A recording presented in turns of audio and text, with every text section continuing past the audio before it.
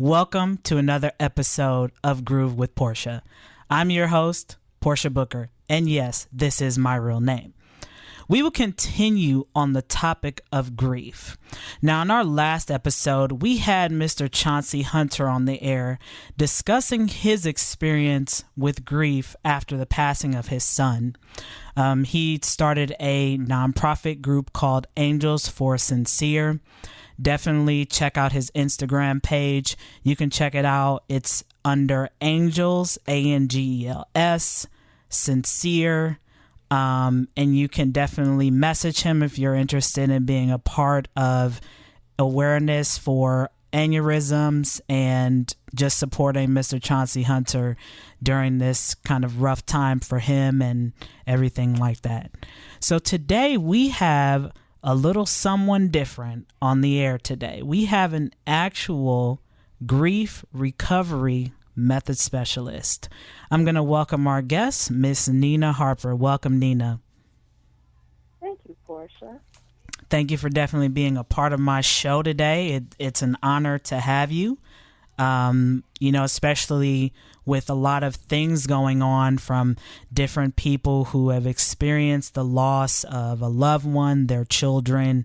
This is needed. We need to provide this education, give people that outlet to grieve, because people are holding on to that grief for 15, 20 years, and it's making them suffer. And I'm sure that their loved ones don't want them to continue to suffer when they've been gone. They want them to move on. So I'm going to give a little introduction on Miss Nina Harper. So Miss Nina at an early age had a passion to teach God's word. Baptized at the age of 12 and began serving the Lord as a Sunday school teacher at Mount Moriah AME Church under the leadership of the late Reverend Fountain. Her passion to serve the Lord continued in the ministry of helps at Imani Church in 1996 under the leadership of Dr. Monte E. Norwood and Pastor Michelle Humphrey. She was a servant in the health, hospitality, and stewardship ministries, also in the choir and on the praise team.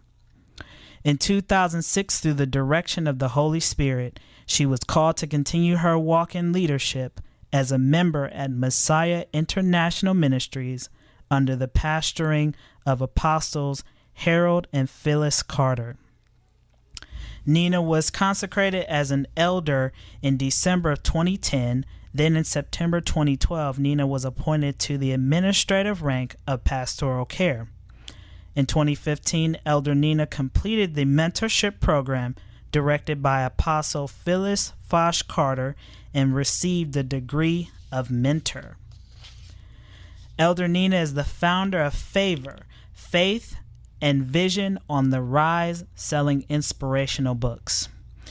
Nina also completed a training program with the Grief Recovery Institute in January of this year, January 21st, and is a grief recovery method specialist certified by the Grief Recovery Institute.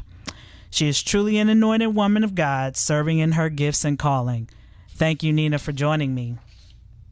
Oh, thank you for having me, Portia. Absolutely. So I'm going to dive into my first question for you. How did you discover that you wanted to help others overcome their grief? Well, for many years, Portia, I always felt that I wanted to help those that were hurting and to help them heal from within.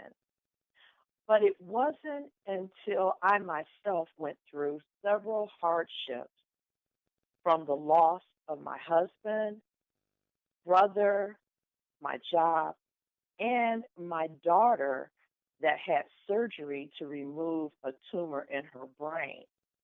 And all of this happened within 4 months of each other. And it was very devastating to me. And what I noticed is that in the next 2 years, I was still trying to heal from the emotions that I was having, but was still struggling, even though on the outside, it seemed that I was fine. I was operating, but I was just only going through the motion. And then I started to see other people actually come to me, and they would ask me questions, or I would say, "How are you feeling?" And they might say, "I'm fine." And then I would continue to ask more questions and just listen to them. So I felt really moved to really listen to see what was really going on with them. So instead of just saying, "Okay, you're doing fine," I would say, "Are you sure? Is anything troubling you? Anything you want to talk about? I'm here for you. You know, just let me know." Some would some would open up, and I would be very surprised at how they would tell me things that were going on in their life. So I truly felt God was calling me to go into this particular ministry to help others. And I decided I really needed to get more information. People are coming to me, but I'm not trained. I need to be trained so that I can help others. And the surprising thing was, it's always been my passion to help those to heal from within.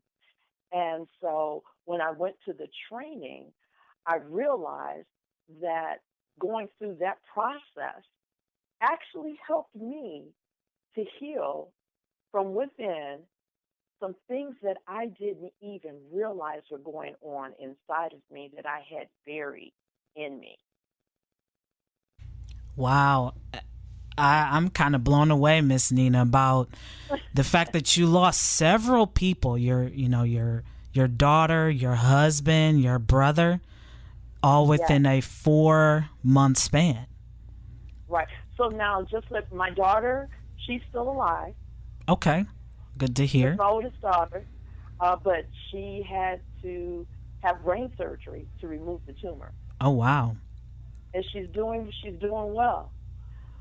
But then there's still that loss in reference to a major health change. Absolutely. Absolutely. To definitely go through that type of medical procedure, especially anything dealing with the brain, where the brain controls our motor skills and things like that, that's definitely not an easy thing to go through, Correct. especially with that type of transition. Nina, this is one of the things that, we discussed on my last show when we had Mr. Chauncey Hunter. You know, we ask people how they're doing, but a lot of people, they have that mask up. They don't want people to know on the inside that they're hurting. And if they do, they don't know how to communicate it. And I'm glad that you asked that follow-up question, are you sure? Hmm. Because I think that's what people need. We need to be persistent sometimes to help people feel better. I mean, when That's you go to the true. doctor, don't they ask you the same question 8 times? Yes, they do. Exactly. So they want to help you overcome whatever it is that you're going through. So Nina, that brings me to my next question. So what is the grief recovery method that you use to help people overcome their grief? Well, the grief recovery method is a way of helping people that are grieving to deal successfully with their loss. And we use a book. The name of the book is the Grief Recovery Handbook, which was written by John W. James and Russell Friedman. They're the founders of the Grief Recovery Institute. And the book takes on a specific challenge of re educating anyone who has a desire to discover and complete the emotional pain caused by loss. There are principles that effectively work. Wow. So can you say the name of that book again, just in case if someone in our audience wanted to pick it up and look into it? Sure. The Grief Recovery Handbook. All right. I will definitely pick me up a copy because I'm interested. So with the grief recovery method, how does that work when you encounter somebody who comes to seek help from their grief? Well, The way that it works, what we have to realize is grief is any loss. Normally we think people that are grieving it's only in reference to death. It's only in reference to divorce. But grief is any loss that you may have. And a person may have grief. They go do different emotional, how can I say, behavior. Mm-hmm. And it's different from one person to the next. We might look at a person that just lost their spouse, and they might be smiling and talking positive, but truly in the inside, they're dying. And they just want to give up. They don't even want to go, to continue on with life anymore Mm-hmm. because they've lost their spouse, But the thing is, we have to know that even though they're hurting inside, it's a loss. Mm-hmm. There's so many ways that you can go through a loss. You have the loss of moving. When you move from, for a child, for instance, when a child is in school and they have all their friends and then their parents decide to move and take them to a completely different city or state, that child is getting ready to deal with a loss.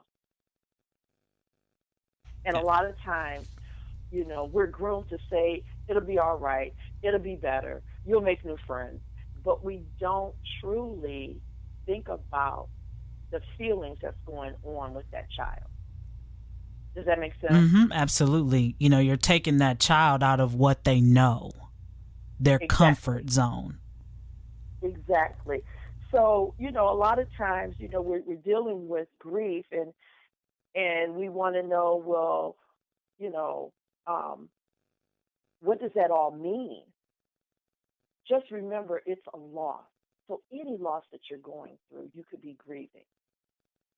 Absolutely. And, me and you have had this conversation about the different types of grief, that people Mhm. will go through, even down to what somebody may have said to you can put you in a state of grief.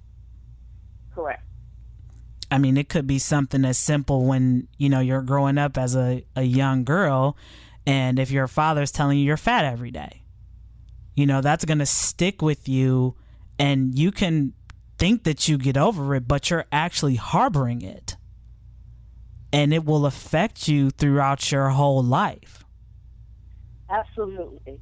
And, going through the grief recovery method is a lot of times what we find out with people that there are things that they have went through in their childhood Mm-hmm. that they have carried into their adulthood, not realizing that there was something that they were still harboring over that was a loss to them, and they never got over it. They never dealt with it because they didn't know how to.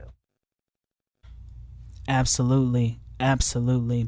I want to share my story with you guys about my grief that I've been through since I was a kid. When my parents got divorced, I was a little kid. I was about 3. And even though I don't exactly remember the divorce because I was so young, but I was that little girl who wanted the perfect family. I wanted both my parents, my mother, my father, my brother, whenever we went somewhere. I wanted that. But my father let me down so many times. He would say he was coming over and never showed. He would lie and say, oh, I don't have this, I don't have that. But then I see him go buy somebody else the thing that I wanted. And so then I started not to trust him. I hated him. I hated the person that he was. But I never realized that hate and anger and resentment against my father carried into my adult life until somebody pointed it out to me. Somebody said, Portia, you've been carrying that around all your life. and you've never let it go. And I said, wow, I was blown away. Because like you said, Nina, it can be something that happened to you 15, 20 years ago. And until somebody tells you or you see it for yourself, you won't believe it and you won't see it. So I thank you definitely, Nina, for coming on and talking about this. Oh, you're so welcome. Because a lot of people are struggling. They are. A lot of people are definitely struggling. So, you know, recovery takes time, right? You know, everybody wants immediate gratification. You know, they have I call it the McDonald's line analogy. You know, people go to McDonald's, they wait in that line for that Big Mac, that chicken nugget meal, whatever. And, you know, they'll get it after 5-10 minutes. But people try to apply that same logic to healing. Correct. There's no direct miracle pill that's going to help you with that grief in just that instant. So, you know, what is most difficult, you know, for individuals to even consider going to grief recovery? You know, what do you find that most people say that they refuse to go to grief recovery? The thing is that, you know, in life, we're always taught how to acquire things, how to get this, how to do this. Mm-hmm. But then when we have a loss, no one has told us how to deal with that emotional pain. So the most difficult thing is actually having someone deal with that pain. It's like anything else. Why do I want to stir up those memories? Why do I want to relive? Mm-hmm. Because it's been painful. It's been emotional. They're still dealing with it. So they're like, why should I want to talk about this when I'm still dealing with this pain? I'm hurting. My heart is broken. So that's the hardest thing, because it stirs up all those other issues that we may have had from the past that have been buried down, that we have just built on top of constantly over year, over year, over year. And it's like building that wall up. Now you're trying to say, okay, let's recover from that. But to recover from that, you do have to take the steps to now look at what's been buried. And that's hard for people to do. But the thing is, what they don't realize is that when we take the time to start to go through that process and use the principles, what we do is we heal and we recover from it. And then we can move on with our life instead of constantly staying, as I like to say, stuck. You know, it's almost like you're stuck in time and you can't move. And the reason that you can't move is because it's so painful you don't even want to let it go. But as you talk about it, and then as you start to think about good things that happen, and like you said at the beginning of the program, our loved ones that have left would not want us to stay stuck. They would want us to live our life and be happy. So that's the hardest thing, because we have to then start to look at the pain, look at what our heartbreak is. Mm-hmm. Absolutely. And to piggyback on what you said, Nina, about that painful experience and having to relive it. You know, I've met several people who are still grieving over a loved one who has passed away. And I've noticed whenever I go visit them, their conversation's negative, their demeanor They don't do their hair. They don't wash up. They just sit there on the couch, coloring and coloring books. They'll scroll on Facebook and they'll share all of the posts about missing children, people who have passed away, and that's not healthy because they keep reliving and reopening that wound by seeing all this stuff. Mm-hmm.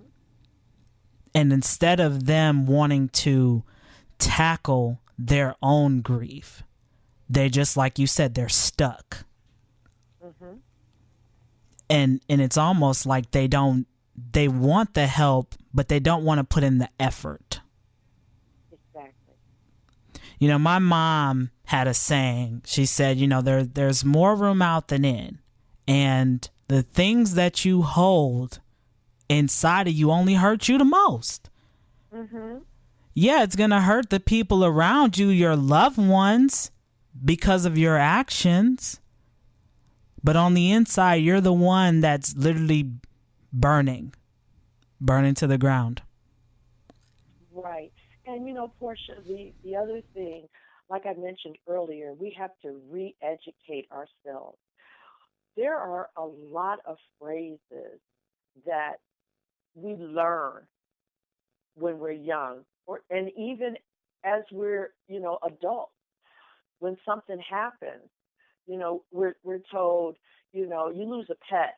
Well, I'll get you a new one. Mm-hmm. If you're crying all the time, stop crying. Get over it. You should be feeling better by now. What stays in this house, what goes on in this house stays in this house. Be strong. A lot of times, those phrases will keep us bound Mm-hmm. A because, prisoner. right, we're a prisoner because the thing that we're hearing is be strong. Well, I got to be strong. I can't let nobody know. Oh, it's what went on. I can't tell anybody about it. And those things keep us bound and keep us stuck. They keep us that we are unable to move forward because of what we were told. So we have to re-educate ourselves. We have it's behavior. So if our behavior is one way, we have to learn a new behavior on Mm-hmm. how to relinquish what we've been taught. So then we have to start making better choices. We have to know what those choices are. And that's why the grief recovery method works. Absolutely. Nina, you know, when you have clients that go through the grief recovery method, you know, how do you keep your clients engaged to keep them interested and keep them in this program to help them live a better life? What approach do you take for that? I'm a very good listener, and it's funny.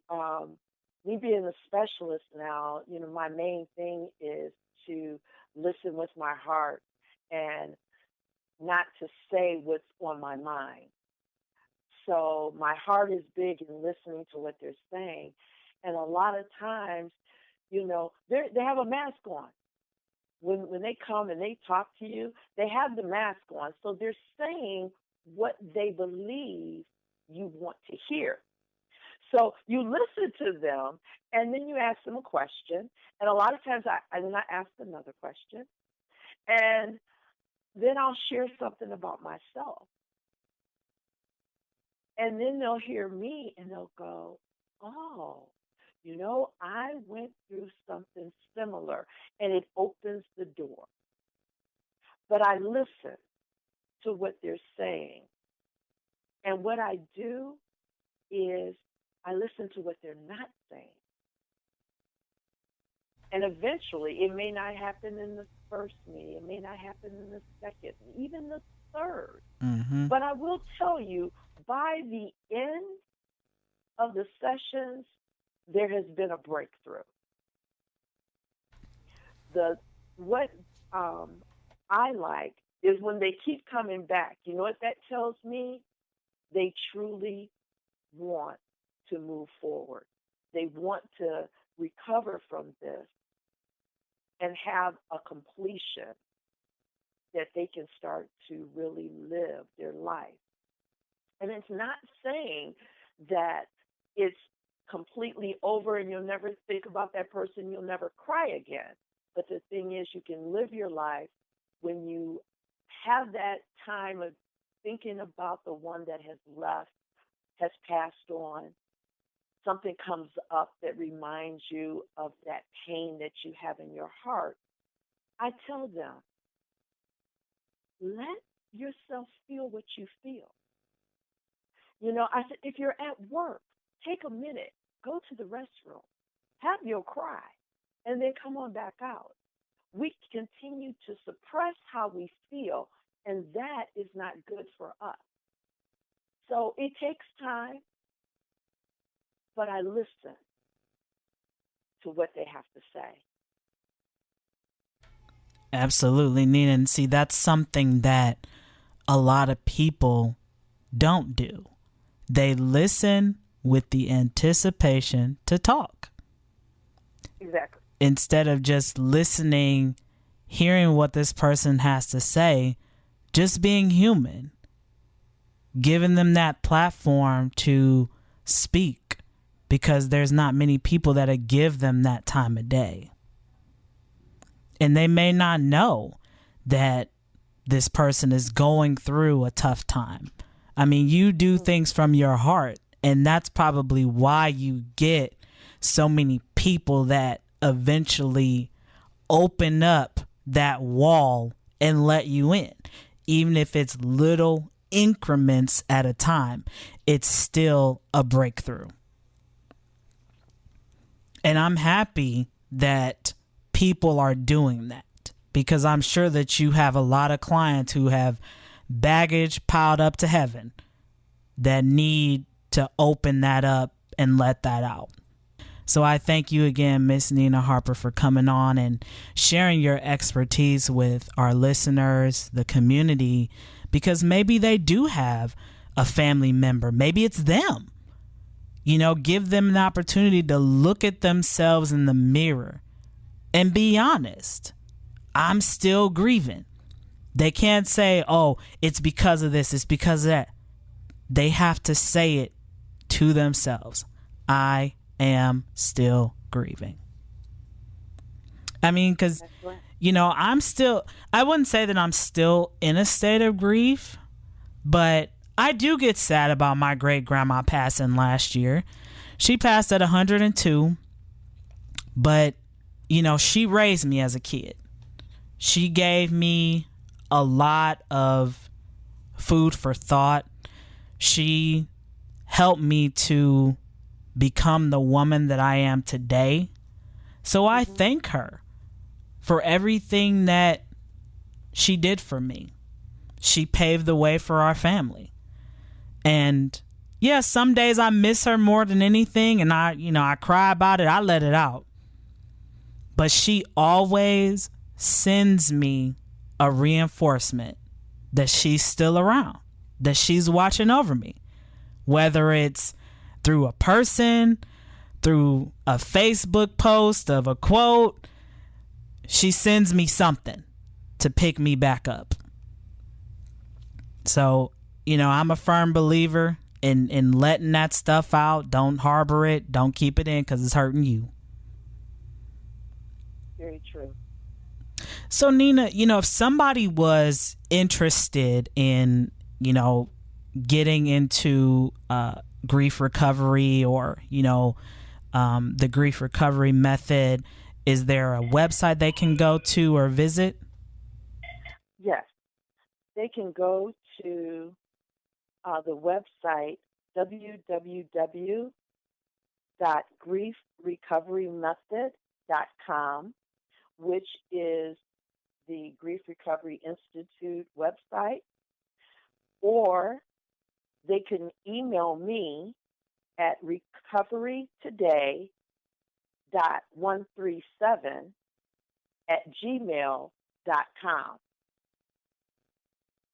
All right. And just to repeat that, that's www.griefrecoverymethod.com.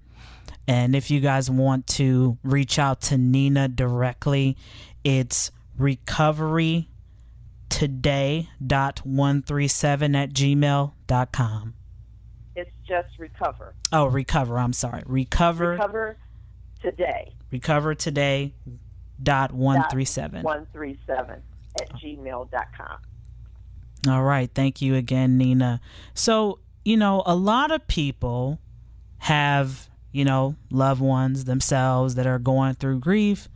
How can they support them? Especially if they see certain signs and symptoms, even in their behavior, that they're having a hard time. One of the things, first and most important, is to be a good listener and let them do all the talking.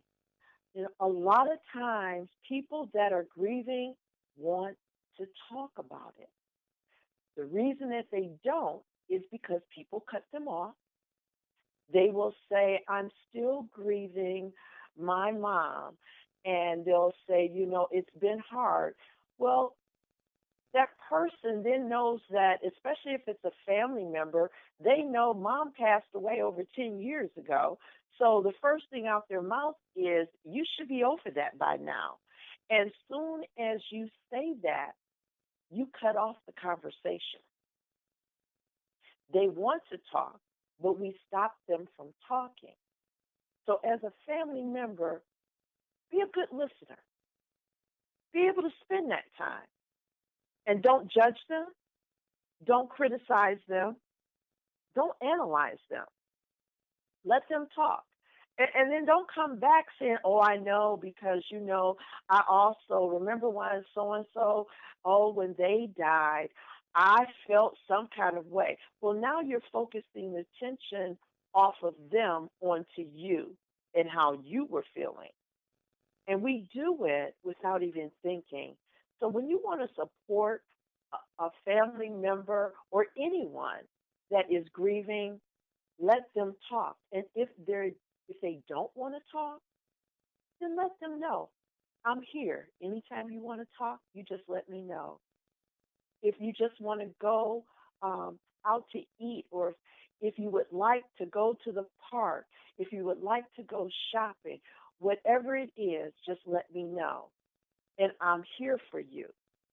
Grievers want to know that they have someone that is truly thinking about them, that they are the spotlight. So many times I start off saying, this is about you. The focus is on you. And it makes people feel so good because guess what? We are always there for someone else. Absolutely. So we never get the chance to really be able to tell our feelings or really express. If you just listen and not say anything, you open up, be a listener from your heart, you will be surprised at what they say and what comes out and how much they will appreciate that you just sat there and listened.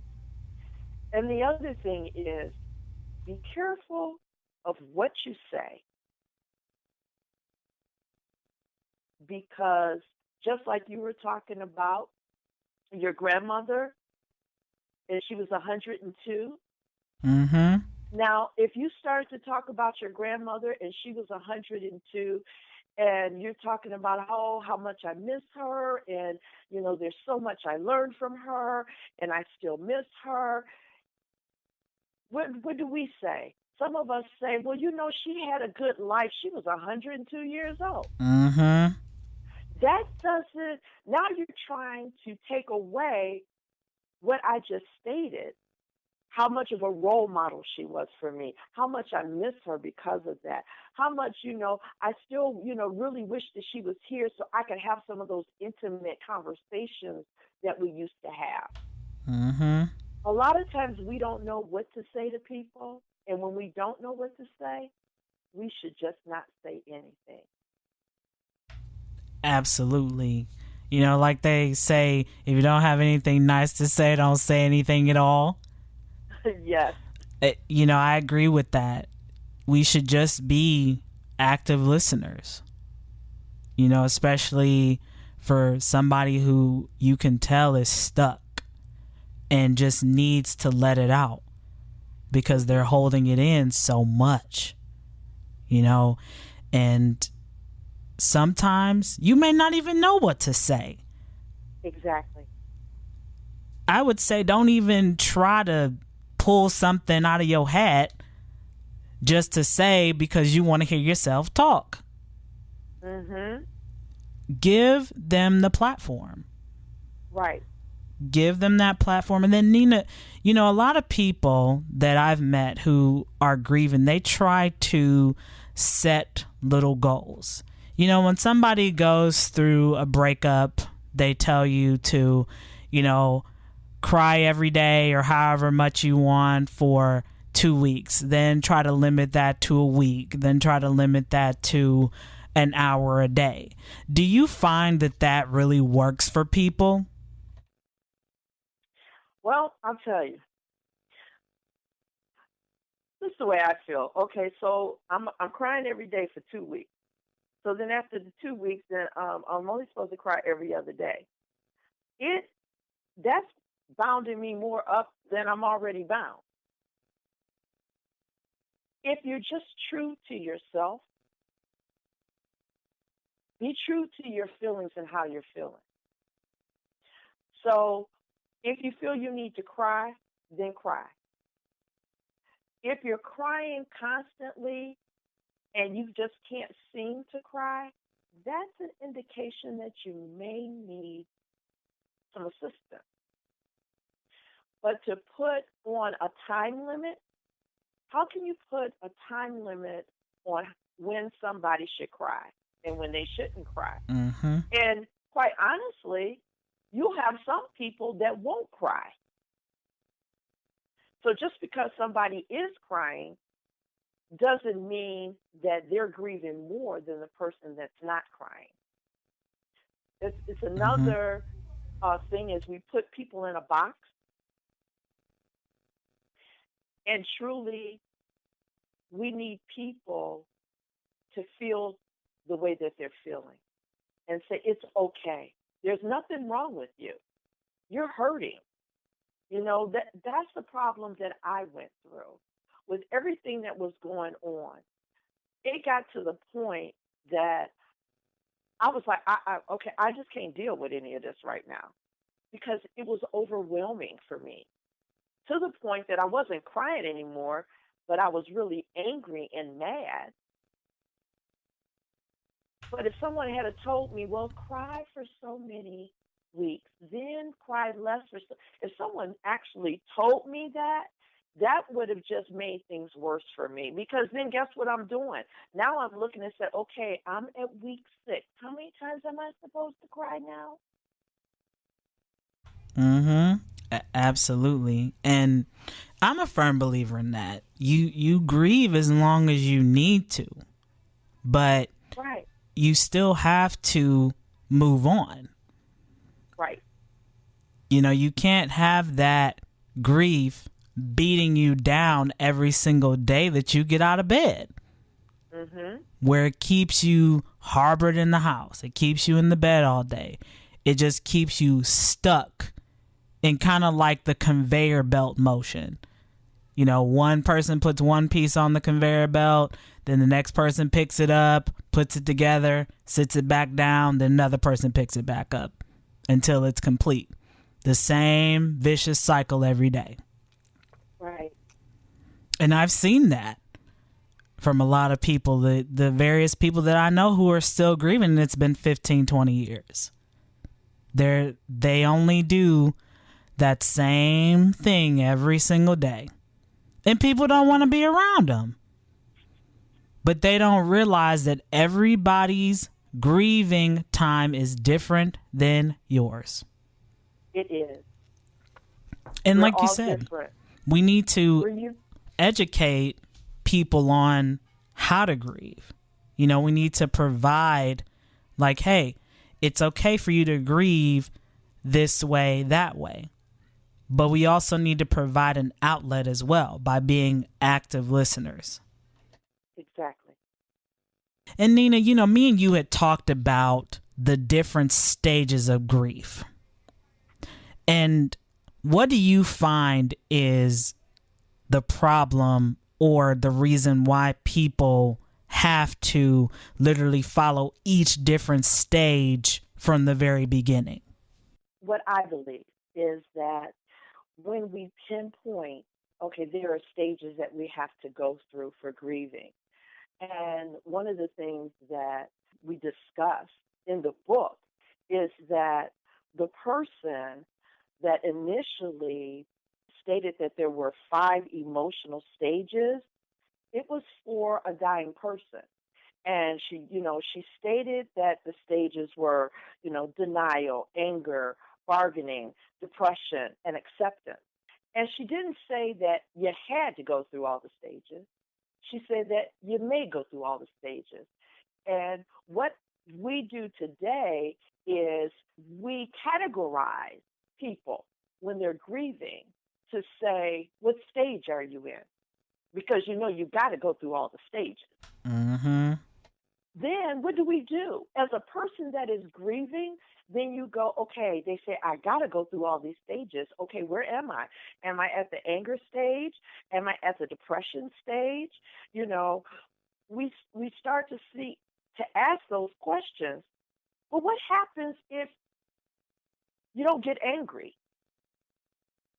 You're not angry, you're missing them. It's not anger. So you may never go through that stage. You hear what I'm saying? Mm-hmm. Um, Absolutely. in reference to your grandmother, are you going through anger or is it the emotional loss that she's not here? More so for So me, it's just the emotion of wanting her back.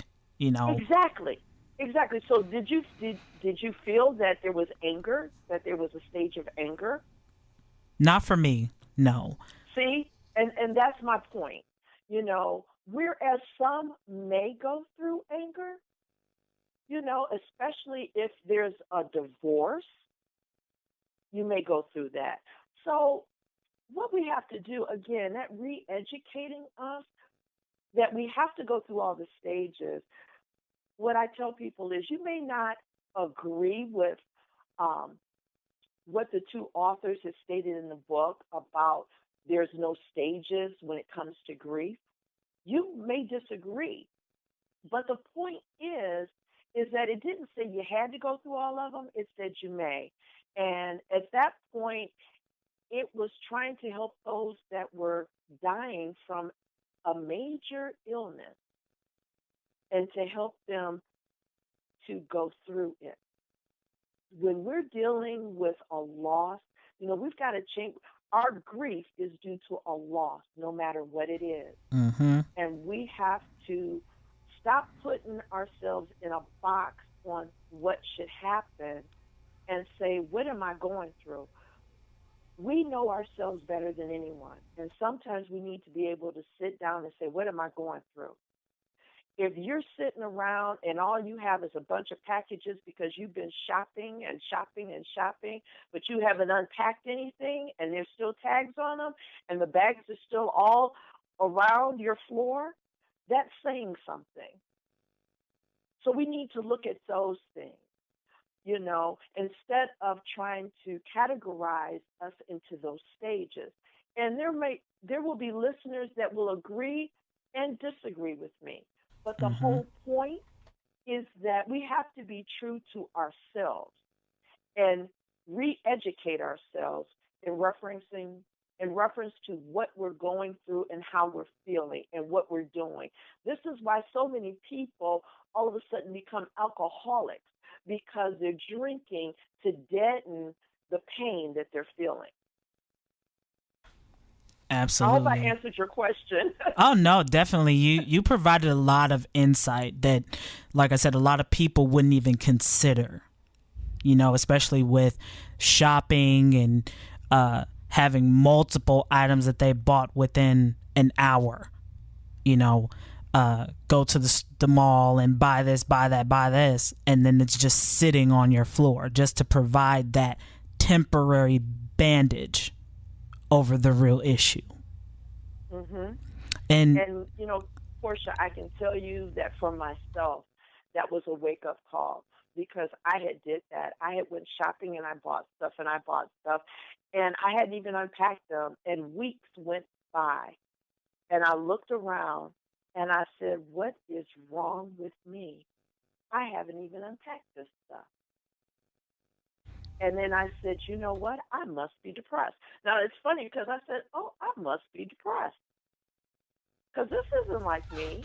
hmm And so I slowly had to start unpacking what I bought. And as I unpacked it, I was like, why did I buy this? right, you buying all this stuff, and you be like, I don't even know where to wear this to. Exactly. But those are triggers to let us know that something's going on with us. But so many of us don't pay attention to it. Absolutely. Well, I thank you again, Nina, for coming on here and really sharing and educating our listeners about grief. Before I let you go, can you just share a word of advice to anybody who may be listening that has a family member? Maybe it's themselves, maybe it's a friend who may be going through grief, and how to help them. My advice would be to be that good friend, to be that good family member, to watch out for them, to let them know that you're there for them. And most of all, say to them, be true to you. Be true to who you are and feel what you feel. If you are really true to yourself, then you can get help. And it's okay to ask for help. We have Absolutely. to ask for help and know that the help is out there. All we have to do is ask for it. Even if you say, I need help, can you help me? And have someone else, recommend someone to you. Be true to yourself so that you can Absolutely. truly live the way our loved ones that have gone before us would want us to live. They don't want us to be sad. They want us to be happy. They want us to live our lives. And they want us to move on and remember the things that they taught us. Absolutely. Thank you again, Nina. I appreciate your expertise. Oh, thank you so much. Thank It has you. truly been a pleasure being on the radio show with you, Portia. Thank you again for inviting me.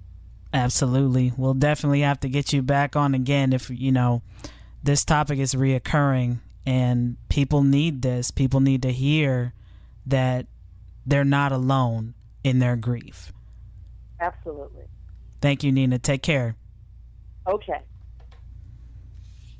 Wow, what an enlightening experience from Nina and also Chauncey on their experience with grief and how they took those experiences and turned it into something positive. Like Nina said, we need to be true to ourselves. How do you expect to move forward when you can't be true? You can't be honest. Like Nina said, we need to ask for help. We need to be comfortable asking. My phrase for everybody and all my friends, they know I always say the answer is always no until you ask.